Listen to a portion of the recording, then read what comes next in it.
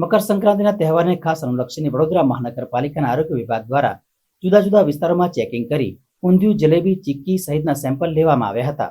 વડોદરા મહાનગરપાલિકાની આરોગ્ય શાખાની ટીમ તહેવારટાણે ફરી સક્રિય બની છે. શુક્રવારે સ્વીટ અને ફરસાણની દુકાનોમાંથી ચીક્કી, લાડુ, જલેબી, સેવ અને ઊંધિયાના 180 કરતા વધુ સેમ્પલ લેવાયા હતા, જેને ફૂડ સેફ્ટી ઓફિસરોએ 9 મેન્યુફેક્ચરિંગ યુનિટ અને 77 દુકાનમાં ચેકિંગ કરી આ સેમ્પલો પૃથ્થકરણ અર્થે પબ્લિક હેલ્થ લેબોરેટરીમાં મોકલી આપ્યા છે. જ્યારે અનસેફ અને સબ સ્ટાન્ડર્ડ ફૂડ વેચી લોકોના આરોગ્ય સામે લેભાગુ વેપારીઓ જોખમ ઊભું ના કરે તે માટે તપાસ હાથ ધરાઈ છે. આરોગ્ય વિભાગની 6 કરતા વધુ ટીમો દ્વારા શહેરના જુદા જુદા વિસ્તારોમાં 77 જેટલી દુકાનોમાંથી સેમ્પલ લેવામાં આવ્યા હતા. ઉત્તરાયણના પર્વ દરમિયાન શહેરમાં કરોડો રૂપિયાના ચીક્કી, સેવ, જલેબી અને ઊંધિયાનું વેચાણ થાય છે.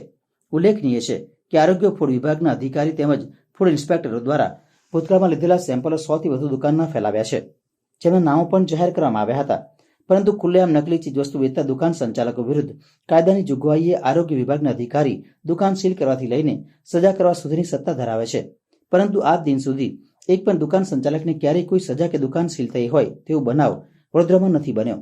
માત્ર ભ્રષ્ટાચારના કારણે નામ માત્રની કામગીરી આરોગ્ય વિભાગ દ્વારા કરવામાં આવી રહી હોવાની લોકોમાં ચર્ચા ચાલી રહી છે.